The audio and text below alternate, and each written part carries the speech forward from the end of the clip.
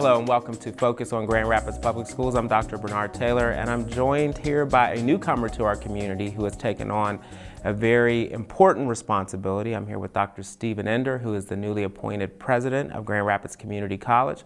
I hope that our time with Dr. Ender will give you a glimpse of what his vision for Grand Rapids Community College is and how he feels about being new to the Grand Rapids area and how his work at GRCC is going to enhance the opportunities and educational aspirations of students in the Grand Rapids Public Schools and other school districts in Kent County. I hope that this installment of Focus on Grand Rapids Public Schools will be very informative to you. So Dr. Enders, first of all, welcome. Not only to Focus on Grand Rapids Public Schools, but welcome to Grand Rapids. Thank you very much. Why don't you tell us a little bit about your background, because as one Pennsylvanian who is now a transplant to Grand Rapids to another, why don't you tell us a little bit about your background and how you got here? Love to. Probably important to first say that I'm a first-generation college student. My twin brother and I were the first of about 25 cousins to actually, and of the 25, maybe a handful actually went to college, but to graduate and then move forward in our lives in a pathway that never would have been possible without access to higher education. My family was lower middle class. They couldn't afford to pay for a college education. Fortunately for us at that time, you could work and go to school, and when tuition was $220 a semester, you could make ends meet.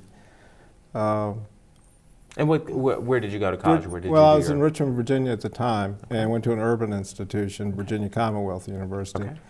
And quite frankly, coming to Grand Rapids, and this is the first time now since 1973 that I have lived back in a city, and it is very, very exciting. For me, I feel like I'm kind of back home again in many ways. My wife, who is from Philadelphia and lived in Center City, Philadelphia for 25 years, feels the same way. You know, this is just kind of a special time for us. Left school with a bachelor's degree in business management, worked a while, went back to graduate school, student personnel services for a master's degree, counseling, human development for a doctorate at the University of Georgia. Spent some time at Kansas State, working in a counseling psychologist position and developing what we would call a learning center for that institution. I was recruited to do that work out of their counseling center. And then recruited to Indiana University of Pennsylvania to start a developmental studies program in 1983. Oh my gosh, so IUP. IUP. I know all about IUP. I went through the assessment center. Yeah, sure. Wow. Principal's Assessment Center. Yes. Bob Millward runs. That's exactly correct. A good guy. Yes. And then for the next 22 years at IUP, I was either working at the institution or for the state system, teaching, running grant programs. We started a grant program in the early mid-'80s time frame that was targeted to the Philadelphia School District. And the model that we developed out of the state system, working with a colleague at Slippery Rock, or at Westchester University, we selected of the 22 neighborhood high schools in Philadelphia 300 students a year that would first move to the Westchester campus for 2 weeks in the summer and go through a very intensive upward bound type of experience, really learning to work with others and facing adversity. I mean, that's part of what college is at the end of the day, those types of dynamics. And then during their school year, in the 11th grade, we would go into the schools and meet with our students and meet with their families and really start talking about the benefits of higher education. They were selected because they were BC students in high school. They had passed algebra in the 10th grade, which was, and then I learned very quickly that algebra then, and perhaps now in Philadelphia, I don't know, is questionable that it's algebra. Nonetheless, we use those as kind of criteria, service criteria, role model in your life, things like that. They would then come to IUP for 3 weeks in the summer between their 11th and 12th grade year in high school, and we actually developed what we called a college simulation experience. So We tried to replicate the first 3 weeks of college. Wow. I had 5 courses, 5 mini courses. Curriculum designed in content for their readiness level, but the delivery the same pace as you might experience in a college course. And the theory was that many of our students that came from backgrounds where they had been affirmed in school as being a good student by their report card, after coming into college and going through assessment, first finding out their skills weren't as high as they were, and then facing the rigor of the curriculum, 3 or 4 weeks later, we find students beginning to do poorly in the class, and because they're not used to this, they jump into that class, try to get some work done, and now they're behind in that class and the other one and it was a spiraling effect. And we wanted people to experience that before they actually started college. Senior year, again, back into the schools, and then we offered every student who completed the 2 phases of the program, graduated from high school, a full scholarship at one of the state schools in Pennsylvania, and we started them in the summer for a 6-week summer session as a bridge program, then on to the college or university. We started in Philly with 22 schools. The success rate of that program, we found very quickly our students through the partnership we're doing, as well as native students coming in as freshmen. Wow. That enabled us to secure additional funds from the state legislature, so that we then replicated in the city of Pittsburgh, then we went to Harrisburg, then we went to Reading, then we went to Erie. So we were trying to work with the core urban areas of the state of Pennsylvania. And that program exists today. I'm very proud of that program. That was just really great work. And so at the university, I was involved in those activities, but I also continue to get suckered back into administration. And you may or may not know what I mean, but there's just some way that you get seduced back into these administrative roles. And I ended up at IUP serving as the executive deputy for the president, where I had both the budget for the university in my portfolio and the strategic planning process for the institution. I have a twin brother who is an identical twin that I'm sure this community will meet because, interestingly enough, he is a community college president, and he's leaving Cumberland Community College in New Jersey right now as we speak in this time frame to start a new presidency at Harper College just outside of Chicago, and he'll start there July 1. And he has for years been saying to me, you must come to this world. This world, community colleges, matches who we are, who our values, what we represent, what we believe in. And believe it or not, this is one place in higher education where you can get things done and make them happen fairly quickly. So just to follow up, both your twin brother, yes. The two of you are college presidents. Yes. Your parents must be very proud. And my mother, as my father, is beaming in heaven. I'm sure he is. I know he is. That is great. That's congratulations. I know he is. Now you come to Grand Rapids Community College where you were the president I was the of Greensburg. president at Westmoreland Community College in Greensburg, which is about 35 miles outside of southeast of Pittsburgh. Very much. This is like so much deja vu. I don't know if this was, prophetic or something like that. But Things having grown up, having grown up in Pittsburgh, Pennsylvania, go Pens.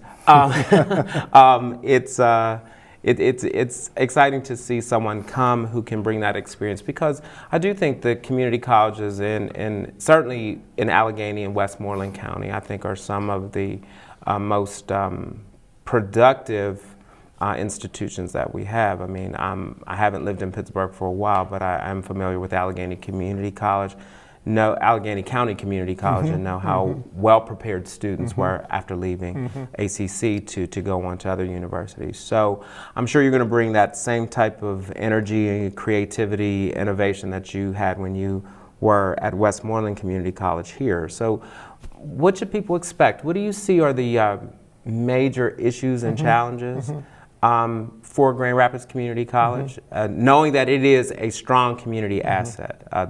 I can say that unequivocally, that this is a strong community asset. So you're coming in with an institution that already has an excellent reputation, prepares students well, challenging budget time. So what do you think is next for GRCC?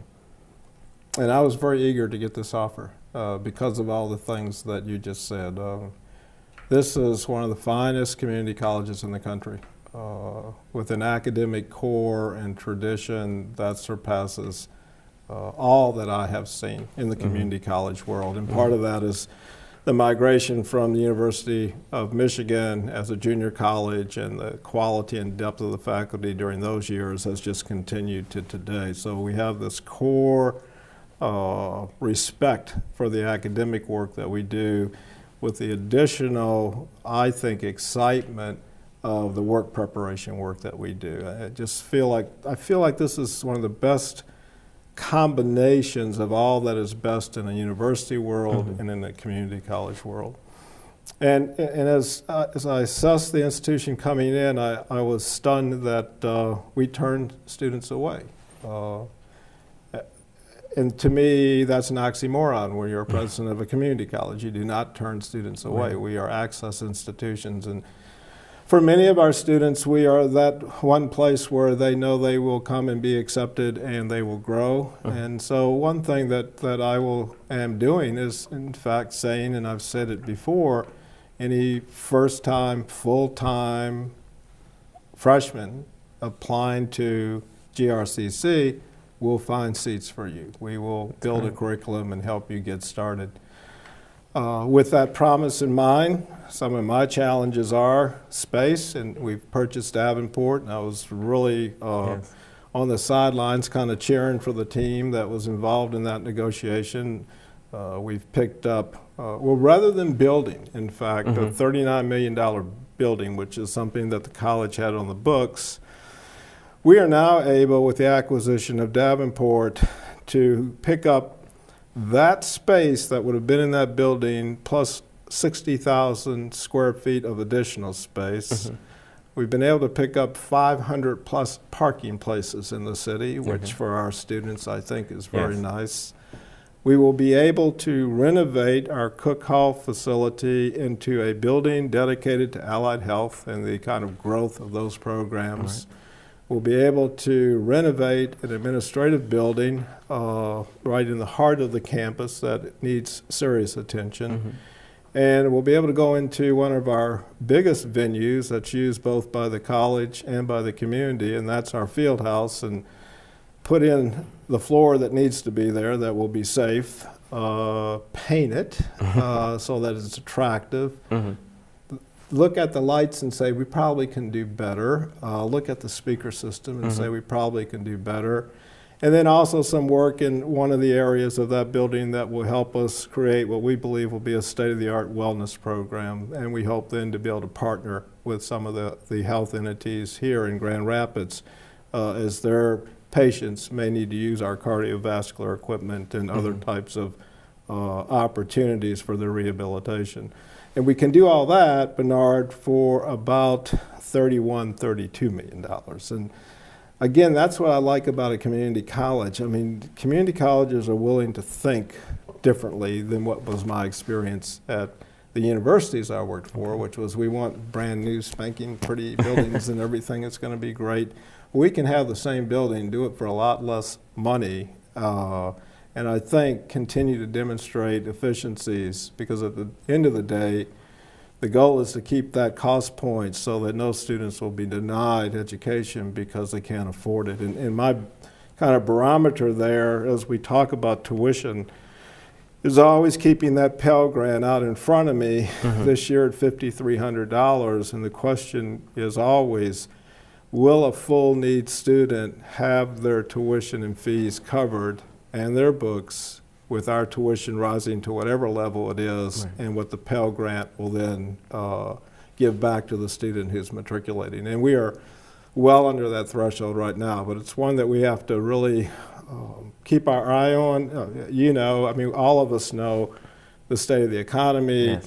You and I have the same types of revenue streams, and they both look rather well, they're sick right now, for lack of a better way of explaining it. And so I have one additional stream you don't have, and that's tuition. But I can't use that to build my institution. And as we take in more students, I'm comfortable that we can staff those courses with faculty.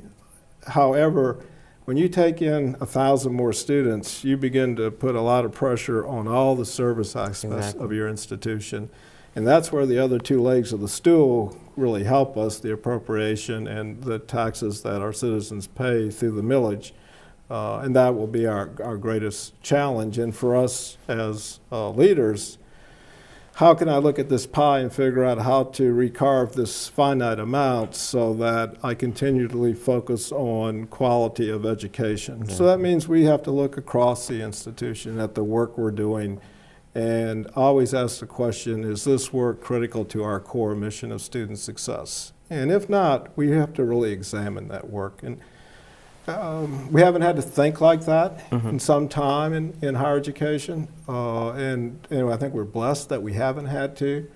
At the same time, it's always probably a very good exercise to go through because you do want to be able to look a taxpayer or a state legislator or a donor in the eye and say, we know that these dollars are precious, and it's our pledge to you that we will be as effective and as efficient with these dollars as we possibly can be. And I think those two things are so important because, again, in these tight financial times, spending every dollar wisely is something that not only will be scrutinized but should be expected because, again, we have to get as much out of the resources that we have as possible.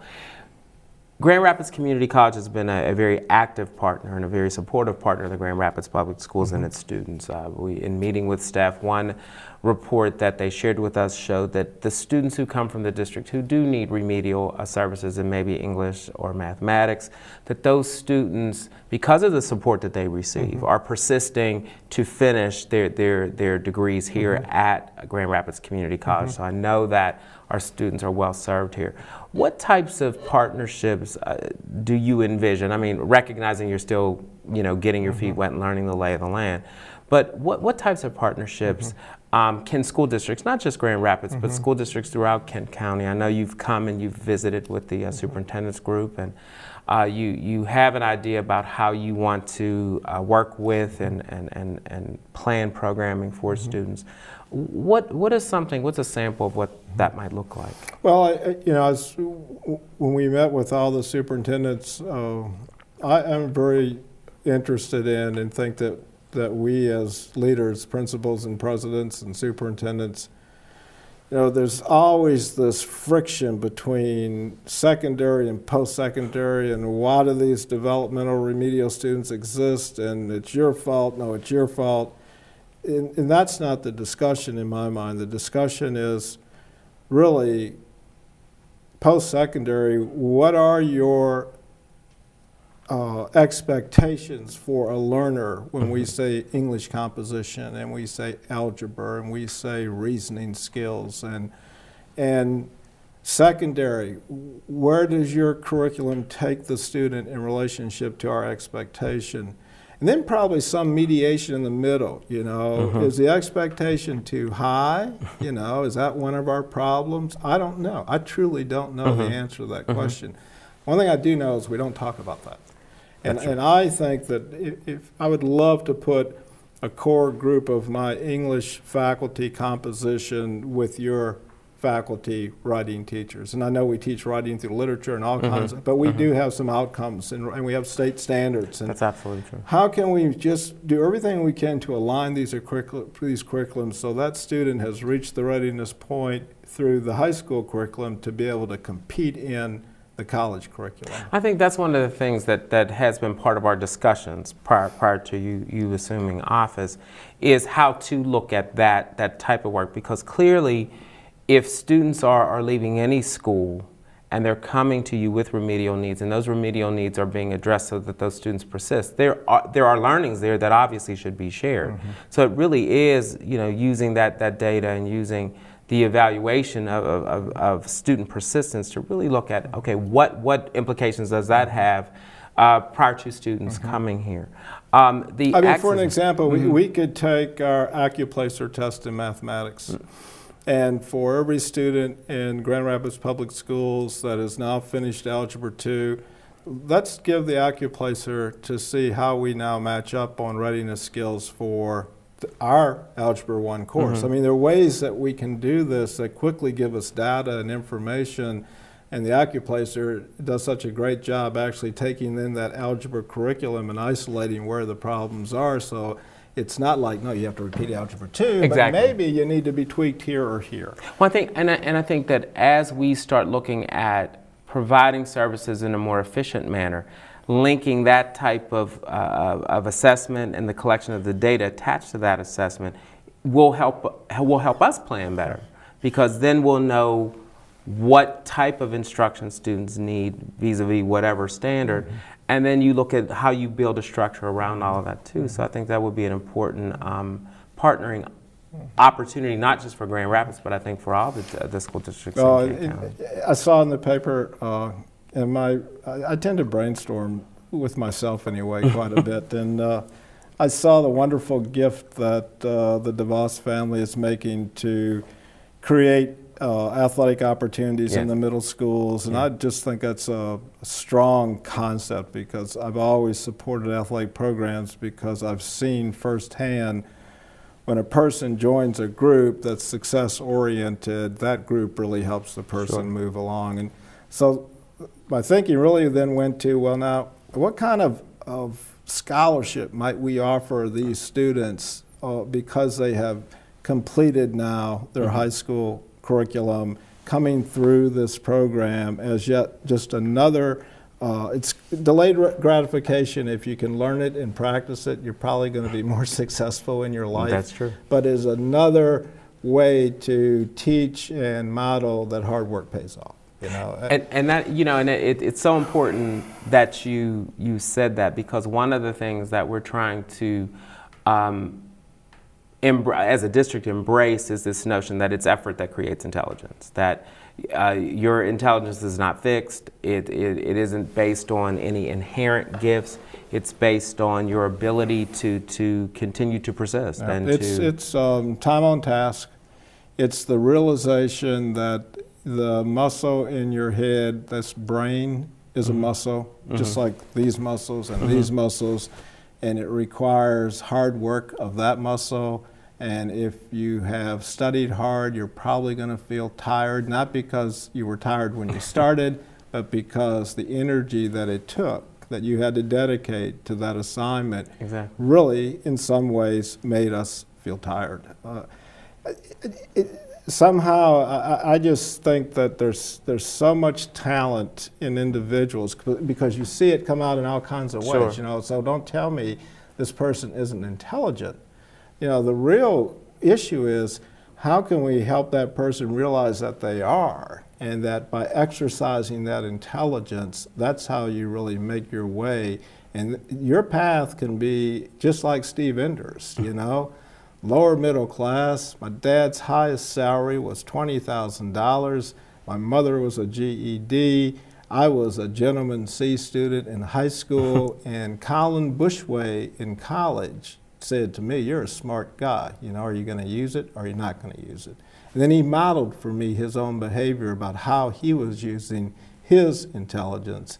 And the respect of that man and the fact that he believed in me got me to where I am today. There's no doubt in my mind that Colin Bushway is the guy who took me down this path that has led me to a career that I love, more than a family-sustaining wage from the wages that my family made. My father would just be, it would be shocking to him that his son is making the salary that I make.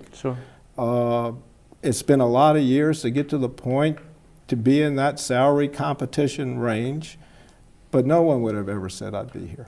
No one. I think that just speaks volumes, because again, that is the reality for many of our students. I think that sometimes our students believe that people are just born into these types of roles, that they didn't really have to struggle hard or work tirelessly to get to this point. So I think you said something very, very significant, that there are a lot of things you said today that I'm going to make sure we edit this so that we can show this to our students, because again, I think that they do need to understand that it is about persistence and a belief that you can make it, but also that there are going to be key individuals who you meet along the way who will be role models or who will be people who will encourage you, and they have to seek those people out. or people will seek them out, but if I seek you out to give you that assistance, you have to be willing to take it. So I think you've said something very significant. And I think here. the other message, that I've learned, there's a lot of folks in the communities that I've lived in, and I'm sure in this community, that the adage of you just pick yourself up by the bootstraps and you make your way, that works for many in our population. But until I worked the Philadelphia partnership and I'd go back on the bus with a student to where they were to be picked up, and no one is there, and in fact the student doesn't even know where they're living because mama wasn't sure if they were going to be at grandma's or maybe Right. going over to Sister Lee's house. And some young people really don't have bootstraps, and Right. I worry about tuition because $100 to some of our students, we might as well say it's $2,000 There you go. because there is no $100. There There you is go. no, dad or mother or uncle or brother or sister, hey, I need $100 kind of, it's not there. And I think it's really hard for some people to realize the lack of quality in many lives of young people that we all take for granted. And clearly, to be successful, they are resilient people. I mean, that's their core. Students I worked with in partnerships, they were resilient people. They just wanted someone to help them with that first bootstrap and get them going in the right direction. And clearly, a lot of the people that have helped you and that are helping my college realize that. And I know you're grateful, and I am Very extremely much grateful. so. But again, I think the insights that you're offering are really important to continuously reiterate. I like the comment that you made that, yeah, there are people who might want to pull themselves up by their bootstraps, but they have to have bootstraps first. I think that's very, very significant. I can tell just in the short time that we've talked here today that you're very passionate about your work. It's not like you're taking any of this as, okay, well, yeah, I'm here and, I'm looking for my next opportunity. I can tell that you're really emotionally invested in this. To me, you often wonder why an experience in your career happens to you. And I've had many experiences where you really think, well, okay, I've learned something, but this is my capstone experience. I truly believe that everything I've experienced as an educator and an administrator coming into Grand Rapids was part of the preparation for me to be the president of Grand Rapids Community College. And we live in the city, we pay taxes to your schools. We want to be a member of the total population of Grand Rapids, and it's an honor for me. I mean, it's truly an honor for me. This institution, Juan Oliveras, left me just a wonderful, wonderful institution, and I will always be grateful for the work that he did here, and to have the opportunity to lead the school is quite humbling in many ways. All I can say is I know we'll have to have you back because our time is up, but wow. This community is very fortunate to have someone here, and I feel that I can say that because just sitting here and listening to you talk and share your story and share your vision, I know Grand Rapids Community College is in excellent hands, and I'm so looking forward to working with you. So welcome to Grand Rapids, and congratulations on your appointment. Thank you very much. And to our audience, I hope you have enjoyed this conversation. I hope you've enjoyed it as much as I have. And until our next installment, thank you for watching Focus on Grand Rapids Public Schools.